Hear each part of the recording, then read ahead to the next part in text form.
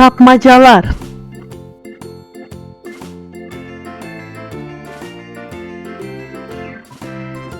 Bostanda var bir arvad, paltar giyip kat-bakat.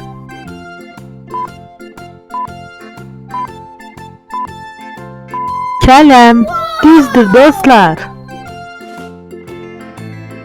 Yaşıl topa benzeyir. Kim bilecek adını? Kessen içi kırmızı, yiyen biler tadını.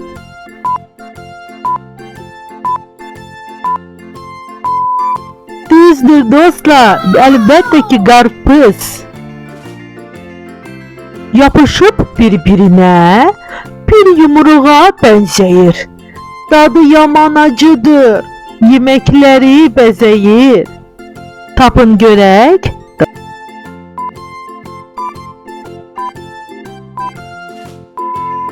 Açması sarımsak dostlar.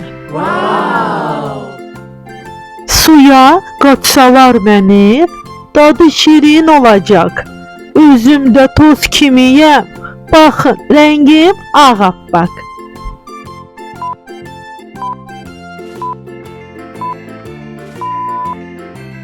Açması şeker tozu. Sudadır onun canı. Oradan çıksa ölecek. Qarmağı suya atsan tez yaxına gelecek.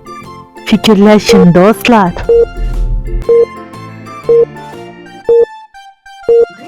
Əlbəttə ki balıq mənim canlarım. Dostlar, əgər maraqlıdırsa like koymağı unutmayın. Davam edirik.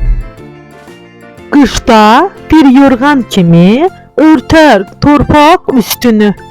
Ah pambıqdır elə bil, qəti sevmir istini. Doğrudur, qar. Dostlar, beğendinizsə like koymağı unutmayın. Abone olun. Sizinle Ayka'ydı. Sağ olun.